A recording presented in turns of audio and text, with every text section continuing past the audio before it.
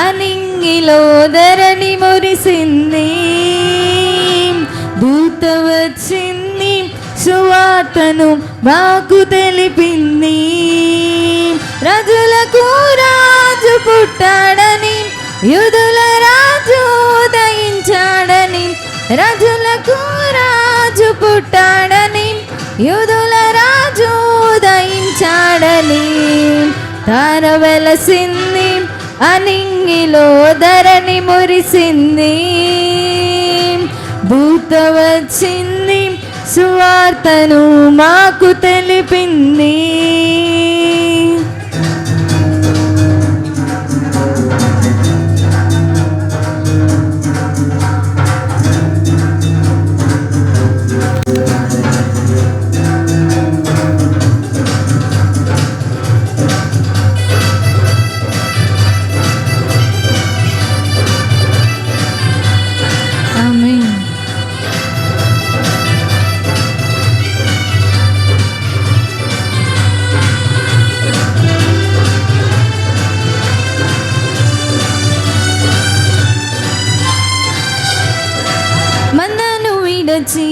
మమ్మను మరచి మేమంతా కలిసి వెళ్ళాములే.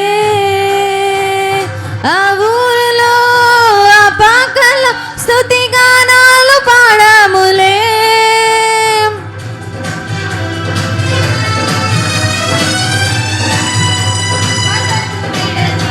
మమ్మను మరచి మేమంతా కలిసి వెళ్ళాములే.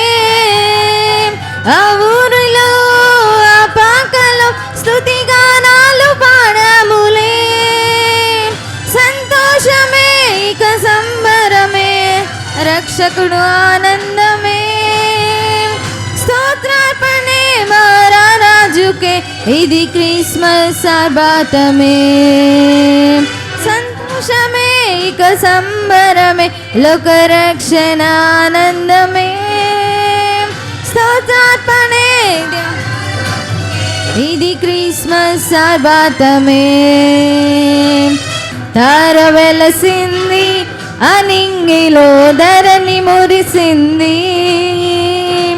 దూత వచ్చింది, సువార్తను మాకు తెలిపింది. తార వెలసింది, అనింగిలో ధరణి మురిసింది. దూత వచ్చింది, సువార్తను మాకు తెలిపింది. రాజులకు రాజు పుట్టాడని, యూదుల రాజు ఉదయించాడని. రాజులకు రాజు పుట్టాడని, యూదుల రాజు ఉదయించాడని. తార వెలసింది, అనింగిలో ధరణి మురిసింది. దూత వచ్చింది, సువార్తను నాకు తెలిపింది. తార వెలసింది, అనింగిలో ధరణి మురిసింది. దూత వచ్చింది, సువార్తను మాకు తెలిపింది. నేను నమస్కరించటానికి ఈయన మాత్రమే యోగ్యుడు అని అర్థం చేసుకుని ముందు రాగానే ఏం చేసింది? నమస్కారం చేస్తున్నామే. ఆ నమస్కారములోనే ఆయన పూజనీయుడని, ఆయన ఒక ఆరాధనీయుడని, నేను పూజించటానికి అర్హుడనే భావాలు ఆమె పెట్టిన నమస్కారంలో తేటగా కనిపిస్తున్నాయి. హల్లెలూయా, హల్లెలూయా. జబదయి కుమారుల తల్లి, నిజంగా చెప్పాలి అంటే ఈ తల్లికున్న ఆశ మన అందరికీ ఉంటుంది. ఏమన్నా కాదండి? ఎంతమందికి పిల్లలు ఉన్నారు? ఎంతమందికి ఉన్నారు? నాకు ఒక కూతురు ఉంది. మీకు ఎంతమంది ఉన్నారు మీకు తెలుసు. నాకు ఒకే ఒక కూతురుతో చాలు అనుకున్నాను. నాకు వద్దు అనుకున్నాను.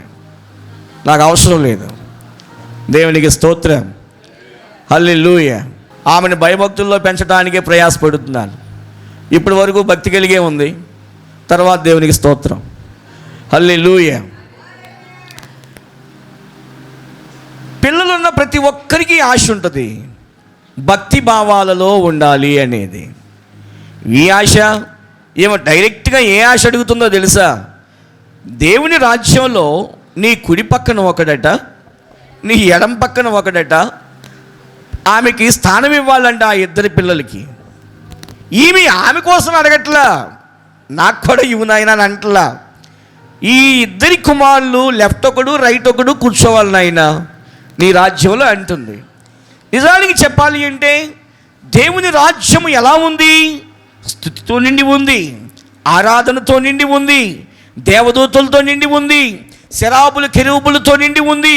వాళ్ళు నిత్యము పరిశుద్ధుడు పరిశుద్ధుడు పరిశుద్ధుడు అని గాన ప్రతిగానాలు చేస్తున్నారు. ఎక్కడ ఆ అనుభవము ఈ పిల్లలకు లేకుండానే ఏమేమి అడుగుతుంది? నీ లెఫ్ట్ ఒకడు రైట్ ఒకడు కూర్చోవాలయ్యా అన్నాడు. ఎంత ఆశ! నిజానికి తల్లిదండ్రులు అనబడిన ప్రతి ఒక్కరికి అలాగే ఆశ ఉంటుంది. అందుకని కదండి చనిపోయిన ప్రతి ఒక్కరి రాయి మీద ప్రభువునందు మృతి నొందు మృతులు అనేసేస్తున్నారు. వాళ్ళు ప్రభువునందు ఉన్నా లేకపోయినా ఆ వాక్యం వేసేస్తారు. దేవునికి స్తోత్రం.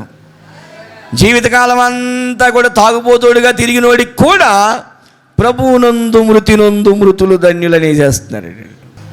జీవితకాలం అంతా దేవుని సన్నిధానానికి రాకపోయినా వాళ్ళకు కూడా ప్రభువునందు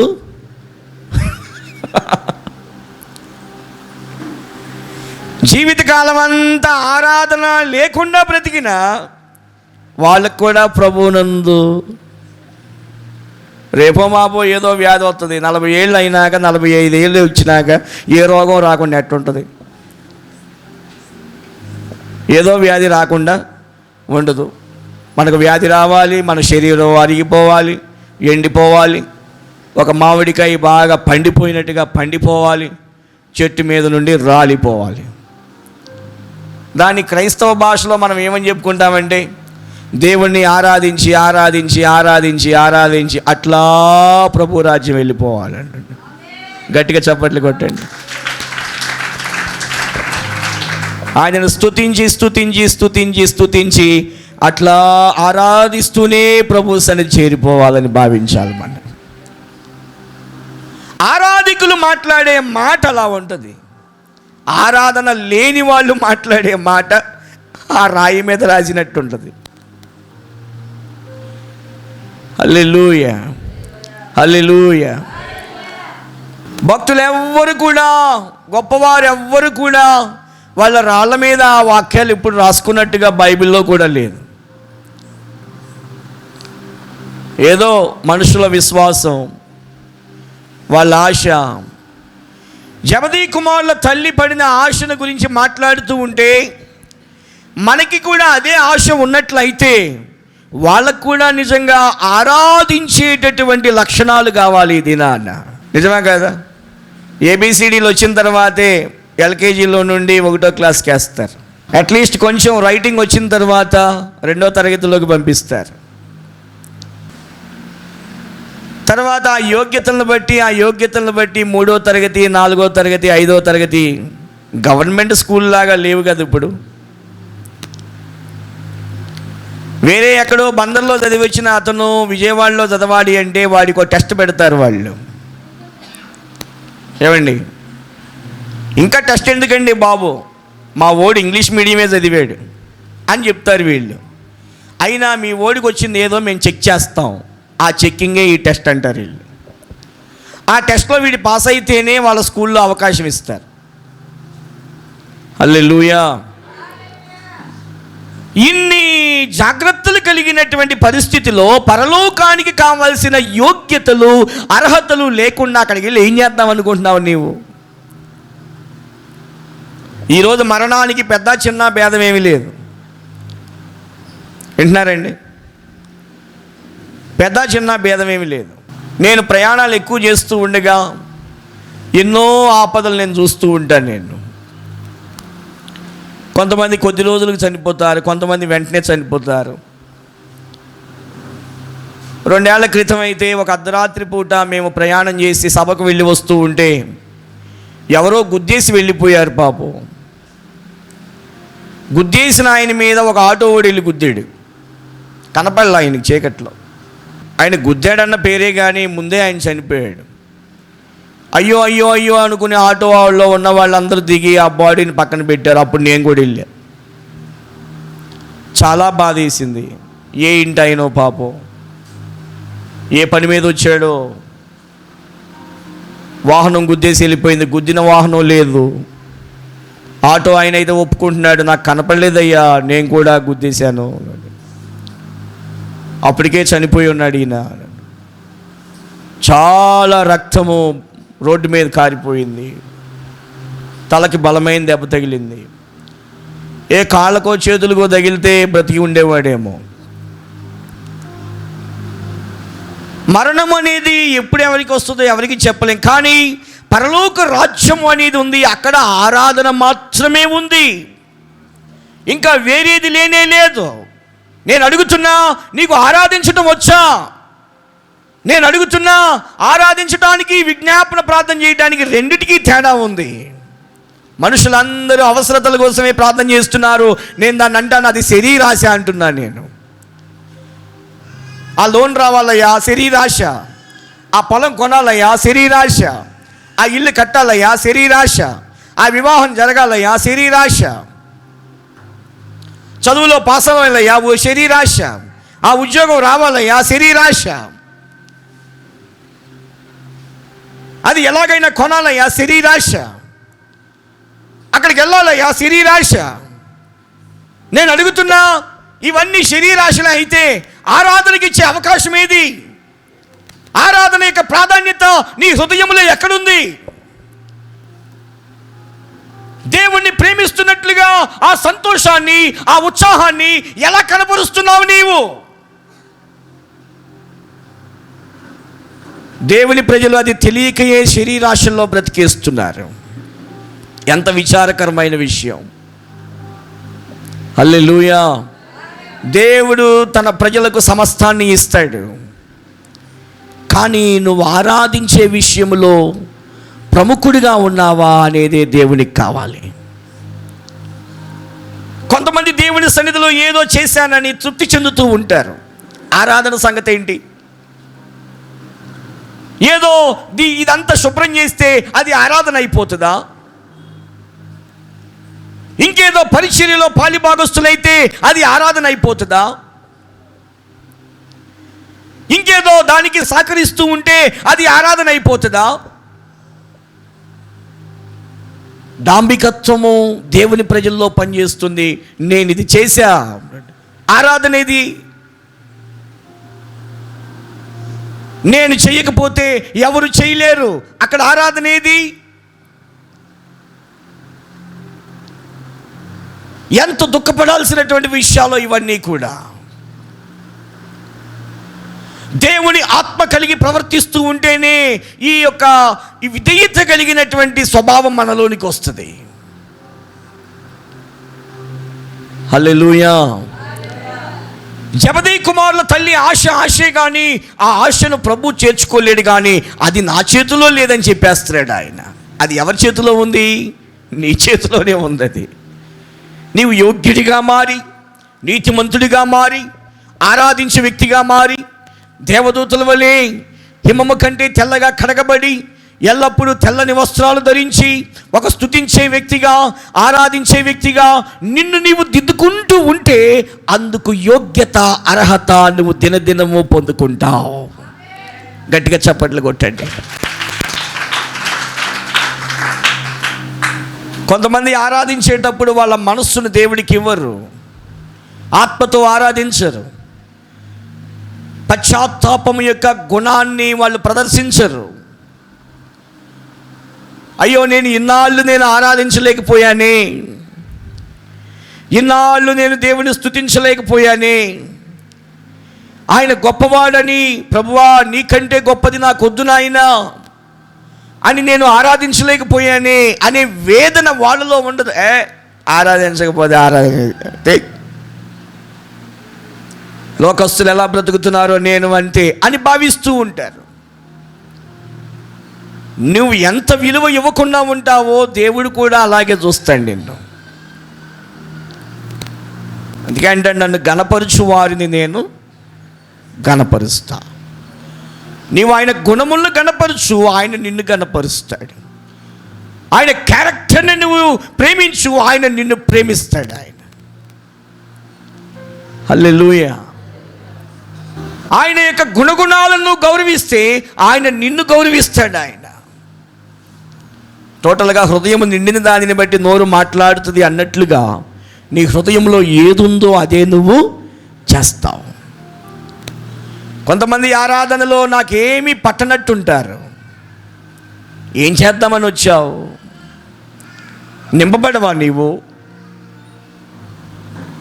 నింపబడుతూ బ్రతకటం నీకు తెలియదా? మరొక ఉద్దేశాన్ని మీ ముందు ఉంచుతాను. మార్క్స్ వార్త 5వ అధ్యాయము 6వ మాట. యేసును చూచి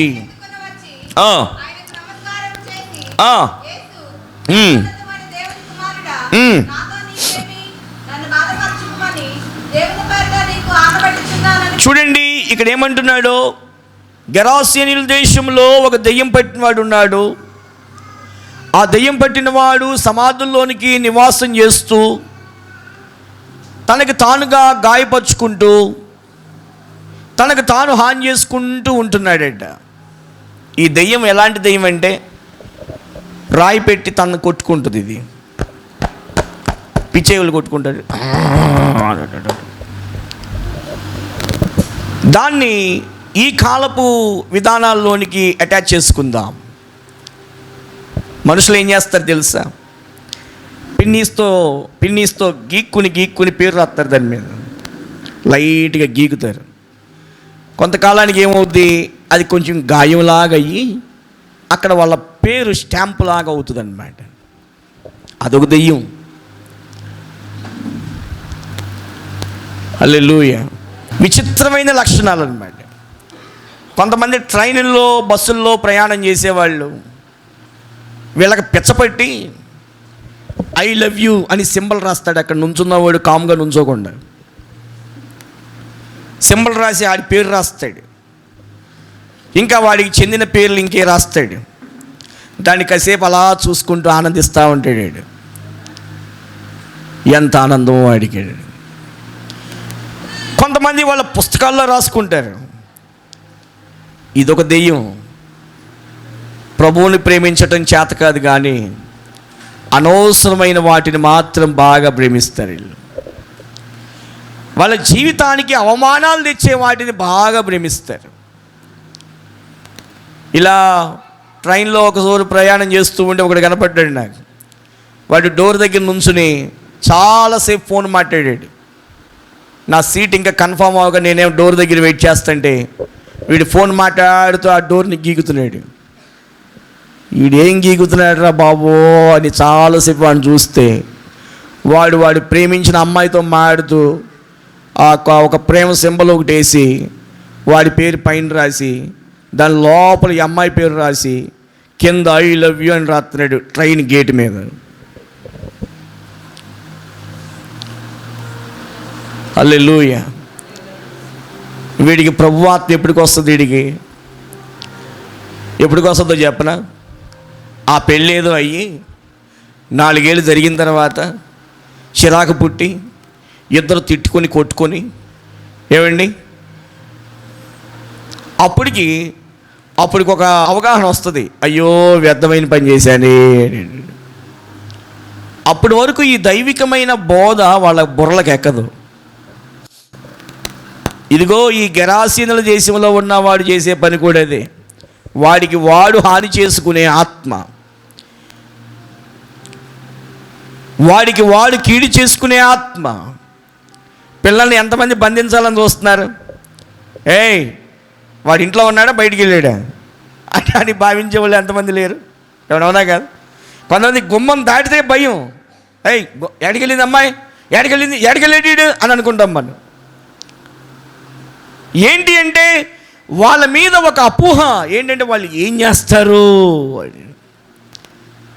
ఇదిగో వీడిని తాళతో కట్టేసినట్టే వాళ్ళని ఇళ్లలో కట్టేస్తున్నాం. వీళ్ళకి పెద్ద తేడా వెళ్ళింది. అది దేవునికి స్తోత్రం. హల్లెలూయా. ఒకరోజు నా పాపకి ఈ వాక్యం చెప్తున్నా. అరే ఈ దెయ్యం గురించి చెప్తారా అని అన్నాడు. చెప్పు డాడీ అని మొదలెట్టింది. ఈ దెయ్యం ఏంటో తెలుసా? వీడిని సమాధుల్లో కట్టేశారు వీడిని. కట్టేసినా తెంపేసుకుంటున్నాడు. నాన్న ఈరోజు ఇళ్లలో బంధించినా ఉండట్లేదు నాన్న, లాక్ చేసేసినా ఉండట్లేదు నాన్న, వాడిని ఎట్టగొట్ట గోళ దూకైనా వెళ్ళిపోతున్నారు వీళ్ళు. ఈ దెయ్యం కన్నా ఆ దెయ్యాలు మహాప్రమాదం నాన్న. దేవుని సంఘము బహు జాగ్రత్త కలిగి ఆలోచిస్తూ ఉంటే ఈ దెయ్యం పట్టిన వాడికి ఒక అవగాహన ఉంది. ఏంటంటే ప్రభువు తన ఎదురుగా కనపడ్డాడు. ఆయన వెంటనే ఏం చేస్తున్నాడు చూడండి, అక్కడ చదవండి దాన్ని. పరిగెత్తుకుని వచ్చి ఆయనకి నమస్కారం చేశాడంట. గట్టిగా చప్పట్లు కొడదాం, హల్లెలూయా. ఈ గెరాసేనుల దేశంలో దెయ్యం పట్టిన వాడు ప్రభువును చూసి వెంటనే తను ఏం చేస్తున్నాడు తెలుసా, ఆయనకి నమస్కారం చేశాడంట. ఈ నమస్కారం మనం పెట్టే నమస్కారం ఒకటి కాదండి, ఇది భయముతో భక్తితో చేస్తున్న నమస్కారం, ప్రభు విలువలు తెలుసుకుని చేస్తున్న నమస్కారం ఇది. అంటే ఈయన అనుకుంటున్నాడు ఏంటి, ప్రభు నన్ను ఏమైనా చేసేయగలడు, అందుకే ముందుగానే నేను వెళ్ళి బ్రతిమలాడుకుంటా. ఏమంటున్నాడు అక్కడ చదవండి ఆ మాట, ముందుకెళ్ళాను చూడండి. నన్ను బాధపరచొద్దయ్యా, అయ్యా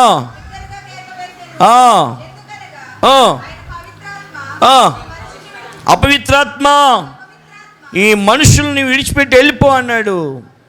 ఆ కొండల్లో పందుల మందు ఉంటే అక్కడ మేచుడు ఆ పందుల్లో ప్రవేశించినట్లు ఆ దెయ్యములు బ్రతిమలాడుకొనినని రాయుంది. ఆ గెరాసేనుల దేశంలో దెయ్యం పట్టిన వాడు ప్రభువుకి నమస్కారం చేశాడంట.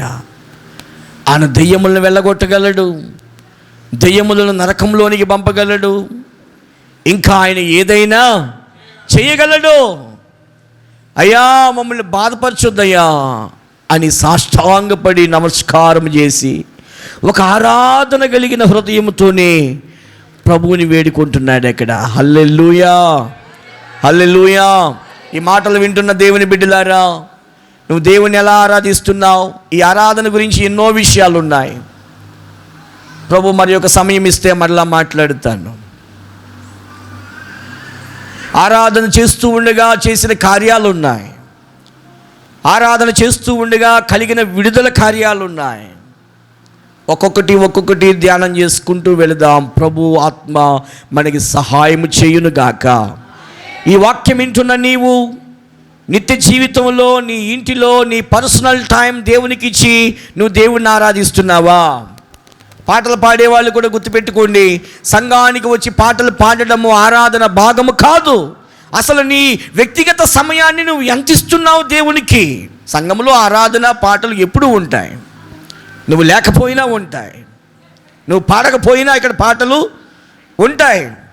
నేను పాడకపోయినా వేరే వాళ్ళు ఇక్కడ పాడతారు, మీరు పాడకపోయినా ఇంకొక వ్యక్తి అయినా ఇక్కడ పాడతారు. మనమే పాడుతున్నామన్నది ఇక్కడ ముఖ్యం కాదు. అసలు నీ వ్యక్తిగత సమయాన్ని నువ్వు దేవునికి ఎంత ఇస్తున్నావు, ఆరాధనా సమయాన్ని ఎంత ప్రాధాన్యత ఇస్తున్నావు అనేది ఒక ఆలోచన. వీళ్ళందరూ నేను చెప్పిన వాళ్ళందరూ వ్యక్తిగతంగా ప్రభు దగ్గరికి వచ్చిన వారు, వ్యక్తిగతంగా నమస్కరించిన వారు, వ్యక్తిగతంగా ప్రభువుని పూజించడానికి యోగ్యుడని గ్రహించిన వారు వీళ్ళు. ప్రభువుని ఆరాధించే మనసు కలిగి ఉండు నా సహోదరి సహోదరుడా. అవసరతల గురించి ప్రార్థించటం మాత్రమే భక్తి కాదు. క్రిస్మస్ అంటే అదే, సర్వోన్నతమైన స్థలములలో దేవునికి మహిమ, ఆయనకి ఇష్టలైన వారికి సమాధానము. ఇష్టము అంటే ఏంటో తెలుసా? ప్రభు ఆజ్ఞలు గైకొని ఆరాధిస్తాం. ఇష్టము ఆయనకి ఇష్టలైన వారికి. జనరల్గా పాటలు అందరూ పాడతారు, అవకాశం ఇవ్వాలే కానీ ముసలమ్మలు కూడా పాడేస్తారు. పాటలు పాడటం పెద్ద గొప్పతనం ఏమి అనుకోండి నేను. ఒక నమ్రత కలిగిన ఆరాధన మనసు నీకుంటేనే అది ఇంపైన సువాసన కలిగింది. హల్లెలూయా. అందుకని పాటలు పాడడానికి కూడా అందరినీ అలౌ చేయడానికి ఇష్టపడను నేను. వాళ్ళలో భక్తిభావాలు అన్నీ చూస్తాను నేను వెంటనే అర్థం చేసుకోగలను. హల్లెలూయా. భక్తి కాని దానిని కనీసం దగ్గరికి కూడా రానివ్వను. అందుకే నేను 7 సంఘాలు వదిలేసా. ఊరికే వదిలిపెట్టలేదు వాటిని. భక్తి లేదు అంటే అవసరం వల్ల తీసేయండి. ఆత్మీయత లేదు అవసరంలా ఉన్నాడు. భయం లేదు అక్కడ, తీసే, మనకు వద్దు అది. హల్లెలూయా. భక్తి కానిది నాకు అవసరం లేదు. విధేయత కలిగి ఉన్నారా? రైట్. ప్రభు ఆత్మ అక్కడ ఉందా? రైట్. అటువంటి స్థితిని ప్రభు మెచ్చుకుంటాడు. దేవుడు నిన్ను జ్ఞాపకం చేసుకుందును గాక. అటువంటి ఆరాధన హృదయాన్ని కలిగి ఉండండి. ఒక నూతనమైన మార్పులను దేవుడు చేసేస్తాడు. ఎంతో కాలముగా జరగని కార్యాలు ఆరాధనలో జరిగిపోతాయి. అతిగా ప్రార్థిస్తే జరుగుతాయని మనం అనుకుంటాం. ఆరాధనలో ఇదిగో చూడండి, చెద పొట్ట పెట్టుద్దు కదా, కట్టుకుంటూ వెళ్తుంది. అలా పాపపు పుట్ట, పాపపు గోడ అలాంటివి కూడా పెకిలించబడాలి అంటే ఆరాధన ఒక్కటే మార్గం. హల్లెలూయా. ఆరాధన ఒక్కటే మార్గం. ప్రభు నీ కుటుంబానికి తోడయ్యుండును గాక. ఒంటరితనంగా కూర్చోండి, పనులన్నీ చకచక ముగించుకోండి. రాత్రి కాలము పర్సనల్గా ఒక టైం ఎన్నుకోండి. మీకు బిల్డింగ్స్ ఉంటే పైకి వెళ్ళి చాపేసుకుని మొదలెట్టండి ఆరాధించటం. ఒక దర్శనాన్ని మీరు పొందుకోవచ్చు. లేదా అటువంటి కలగకపోయినా ఎప్పటి నుండో పేరుకుపోయిన శాపపు తాపములన్నిటినీ కూడా దేవుడు పగలగొట్టేస్తాడంతే. నువ్వు ఆరాధిస్తూ ఉంటే చాలు. కొన్ని తెలియని అంధకార శక్తులన్నీ వెళ్ళిపోతాయి అంతే, నువ్వు ఆరాధన చేస్తూ ఉండగా. హల్లెలూయా. నీవు ఒక గొప్ప ఆరాధకుడు అవ్వాలని ఇదిగో ఈ క్రిస్మస్ దేవదూతలు దేవునికి స్తోత్రము చేయుచుండెను. అటువంటి ఆత్మ ప్రభు మనకిచ్చునుగాక. దేవుడి మాటలు దీవించునుగాక. ఆమేన్. ప్రార్థన చేద్దాం, మోకరించండి. ఆరాధనకు యోగ్యుడు మన ప్రభువు, స్తుతి సింహాసనాసీనుడు మన ప్రభువు. ఆయన ధవలవర్ణుడు, రత్నవర్ణుడు, 10,000లో అతి సుందరుడు ఆయన. ఆయన కంటే గొప్పవారు ఎవ్వరూ లేరు కదా. సాష్టాంగపడి నమస్కరించటానికి యోగ్యుడు ఆయన. నిజమైన ఆరాధకులుగా సమర్పించుకోండి. లోకపు వేషధారణ మనకు వద్దండి, దానివల్ల నీకు ఏ మేలు లేదు. లోకపు వాతావరణము, లోకపు నీడలు నీ మీద ఉండకుండా చూసుకో. అది లోకపు నీడ, జాగ్రత్త.